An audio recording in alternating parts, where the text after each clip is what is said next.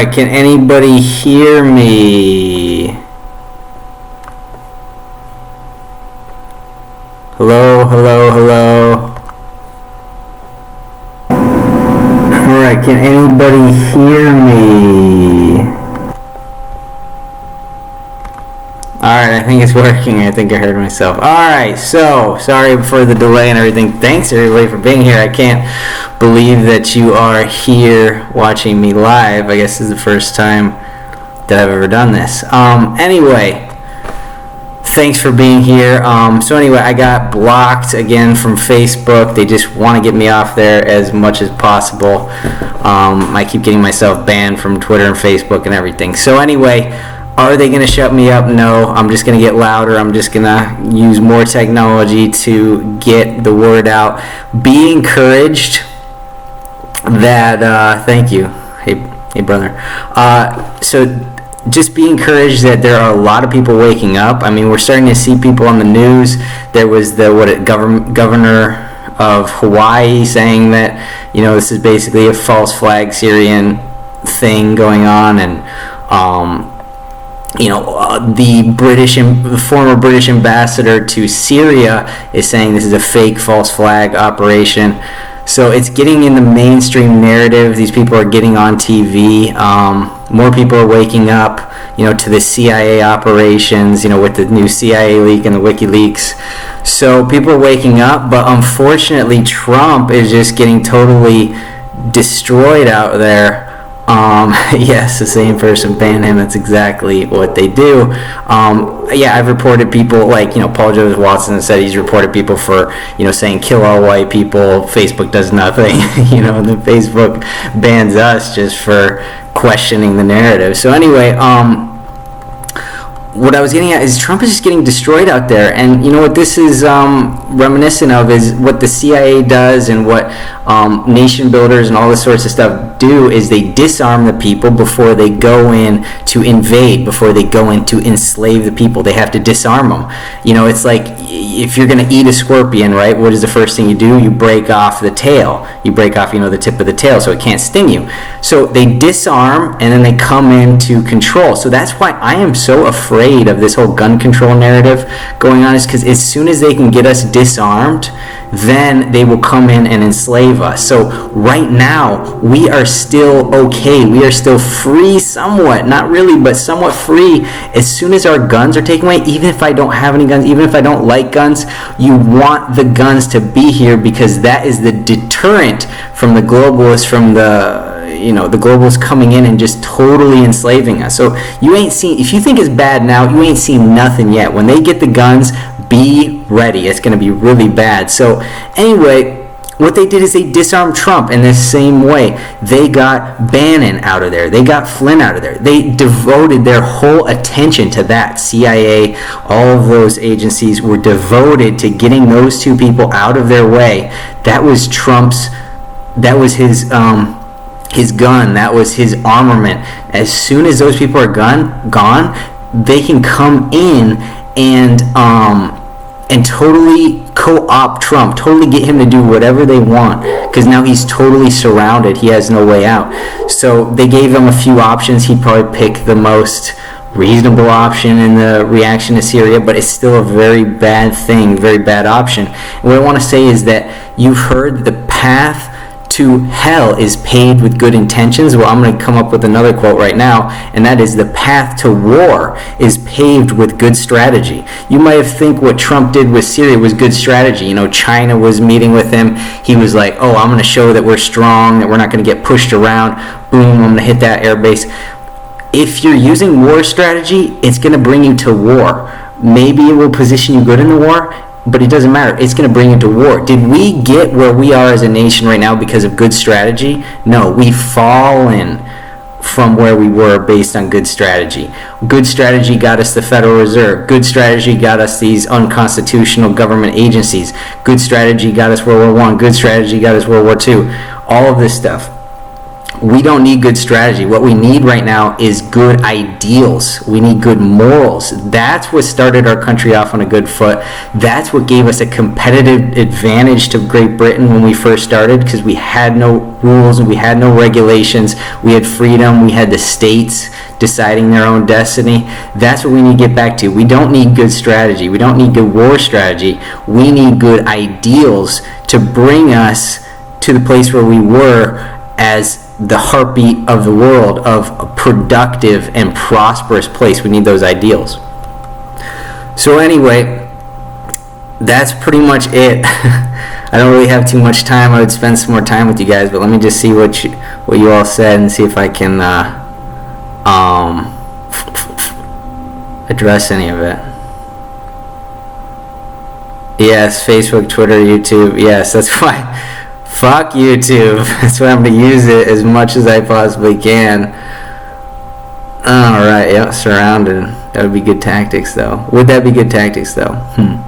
Preach, brother. We also had France on our side, frankly. See what I did there? Right, France with the, against Great Britain and everything, yes. Trump is a spitto roast with an apple in his mouth. He plays bar, gets impeached, unfortunately. Yeah, exactly. That's why, they got Bannon and they got Flynn out of there, and now he's totally surrounded. It's like he doesn't feel like he has any leverage on a kind of like truther side anymore. So he's kind of just trying. I think what he's trying to do is he's trying to gain leverage by going over the top. Like, maybe I'll get the GOP on my side if I just kind of go over the top with Syria, but you're just bringing yourself closer and closer to the pit. It's not going to get in any good direction. Trump's being chumped by deep state operatives, pulling what they had already set up when Hillary won. But yeah, exactly. World War III likely. I was going to say that no, just because I feel like Assad and Putin kind of know where Trump's coming from, that he's kind of just trying to posture himself with this. Like, he warned Russia ahead of time before the attack. Obviously, Russia warned Syria. They evacuated the base. So if anyone died, it was very minimal.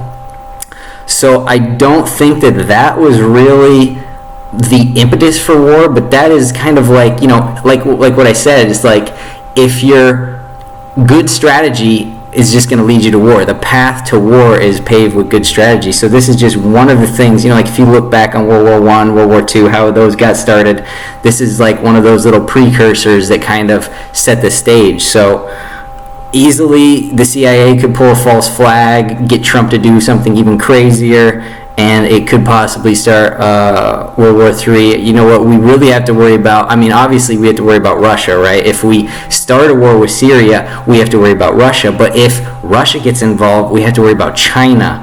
And so what I think is happening right now is the war hawks are like, fuck, if we get in World War III, we might be able to win right now. But if we keep waiting and China keeps getting stronger and Russia keeps getting stronger and the Middle East keeps going towards Russia and China, we're going to end up losing. So the Warhawks are like, let's get World War III over with now so we might win. So anyway, but it's the wrong mentality. The mentality should be, like Trump's position, like make America great again. Like, let's work on America and not worry about the Middle East, not do all this. Because if you keep focusing on the Middle East and on the war and on strategy, it's just going to lead you there. You need to focus on, let's make our country good, let's shore up our borders. I think that if we have a wall, that would help Mexico, because I care about Mexico. I care about those people down there. They're getting totally destroyed, demolished by the drug gangs. Guess where the drug gangs are getting all their money from? From bringing drugs up to the U.S. If we have a wall, those drug gangs die, and Mexico becomes a safer place. So we can make Mexico safe again by creating a border. Anyway, what else? Have you seen what China's doing? No. There's troops south of the border. They're taking over. Well, yeah, China is going a little crazy right now. South China Sea and whatnot. But, still, that's not really our business, I don't feel like. Trump spinning all the plates as always. You've seen China's doing. World War One maybe, but World War Two was definitely started by Nazi aggression against neighbors. It wasn't really anyone's good strategy except for little Adolf. Right, exactly. That was Adolf's good strategy and definitely led to war, World War. What do you predict will happen with North Korea? I think China is using North Korea as their little pawn and like, oh, North Korea, they could have a nuke. Just kind of like, yeah, we like, North Korea's cool with us, but you better be careful and, don't talk bad to North Korea or they might screw you. Yeah, I think if World War III starts, it might start from North Korea.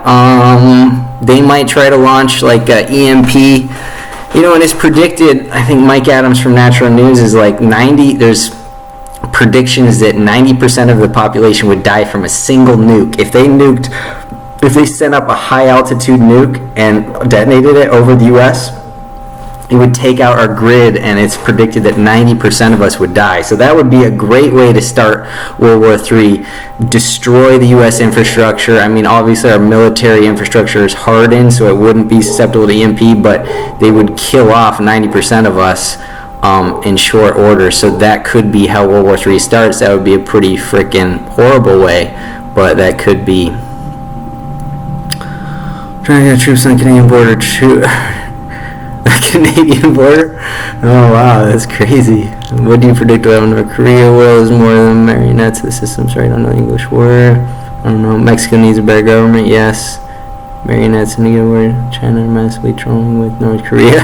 Yeah. Exactly. North Korea's their little, like, I don't know, their little Tasmanian devil they got in their pocket. Should include the chat in your stream so people can see it. Yeah, so I don't know how to do this. Yeah, I don't know how to make this go to saved. If anybody knows, let me know. Yeah. But we are watching an internal conflict between two separate groups, both with their own version of a new world order. Your thoughts? That's a great point. 90% of Americans, they wouldn't be able to stop that at all. Russia and China are capable of doing that. Well, if an EMP gets detonated over the U.S., lots and lots of people are going to die. The prediction's 90%. It could be less. It could be more. Because we're so dependent on the grid infrastructure. Stores are on an instantaneous basis. They have enough just to meet supply for, maybe a few days or something, stores. So if the infrastructure goes down, food is going down, water is going down, obviously electricity is going down, heat for almost everyone uses electric heat. So things are going to get really bad. I mean, where are you going to find food? If the stores don't have food, where are you going to get food? You're going to go out in the wilderness? I mean, where are you going to get it? So yeah, a lot of people are going to die if an EMP happens. I think it would. I mean, here's what I think they would do. Okay, North Korea would launch an EMP. Lights out to the U.S. Right? Russia would come in with targeted nuclear bombs. Like, okay, if we take down, our missile defense might not go down, but if they take down the whole grid, it's lights out America. So what they could do, it might not work, but Russia could try to throw nukes, one in every major city, just drop nukes in every major city. I mean, they could end the war before they even start it, So I hope, obviously, that they don't do that and that we can avoid war, but, they've got some crazy possibilities up their sleeves. Anyway, I wanted to see what that one person said up here. Two separate groups, their own version of an NWO. Yeah, so... Yeah, obviously we wouldn't want China ruling the world, right? They kill Christians, they have brutal things, they harvest organs from people alive, things like that, from political dissidents. Obviously we don't want China ruling the world. And, the U.S. hasn't done a great job ruling the world either. Western governments, Western central banks, they've obviously done a bad job ruling the world. So it's like a darned if you do, darned if you don't kind of situation going on. What we can really hope happens is that people in all countries start waking up. We know that Russia is going to organic gardening. just, countries are going back to herbal medicine instead of pharmaceuticals. All we can hope for is that people within all of the countries wake up and we all kind of join in on a new renaissance. That's what we can really, that's what we hope for. If war starts and we have World War III, truly is damned if you do, damned if you don't. No matter who wins, we're all screwed. So, yeah.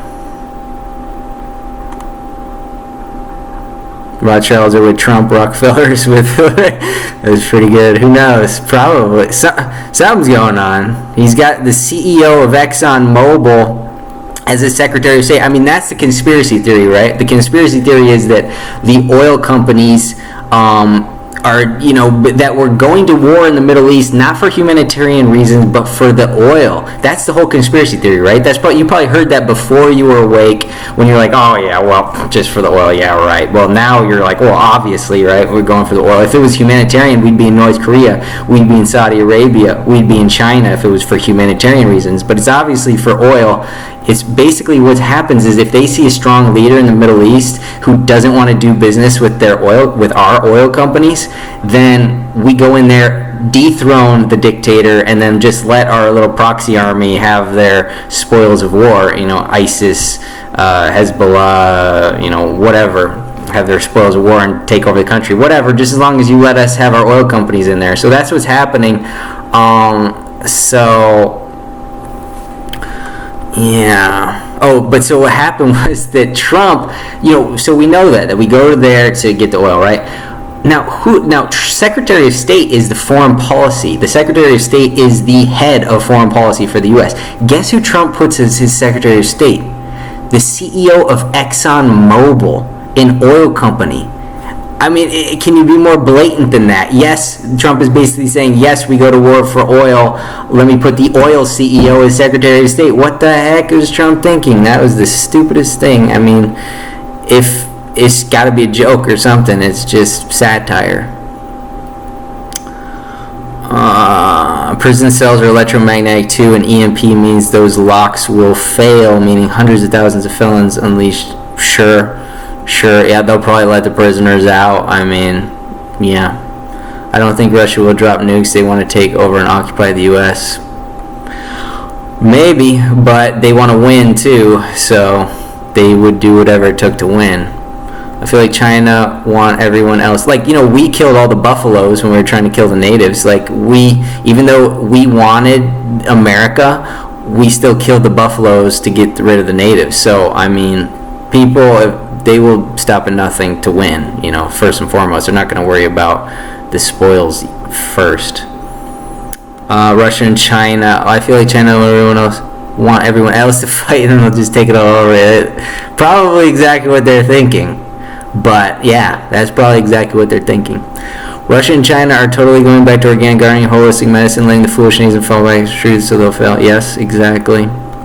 And basically, they just want out. They don't want to be controlled by the U.S. pharmaceutical companies and, big agra. They want to be independent. They want to have their own medicine that's not, like, let's say we have missiles that are built in Russia, right? If we're going to go to war, we don't want to be dependent on Russian missiles because they could stop sending us their missiles and we wouldn't have anything to fight them with, right? So it's the same with medicine. If the U.S. does a pharmaceutical, what do you call it? Ban? I don't know what you call it. Like sanctions. Yeah, I guess sanctions of pharmaceuticals. Like, let's say we stop giving pharmaceuticals to China, they don't want to be without medicine. So, they're trying to figure out. They have their traditional Chinese medicine that goes back thousands of years, so they're just falling back to that. Europe is in such a shitty situation. I can tell you I am from Germany. No matter what country decides to attack Syria right now, most time Europe going to get revenge first. Is Trump going to turn on God? I don't know. Anyway, I got to get going, but thanks for being here. I really appreciate it. My first time live streaming, so I'm glad this worked. I think I got a system set up, so I will jump on once in a while. So thanks. Keep talking amongst yourselves. Thanks for watching. I am the Nature Hacker. Go do work.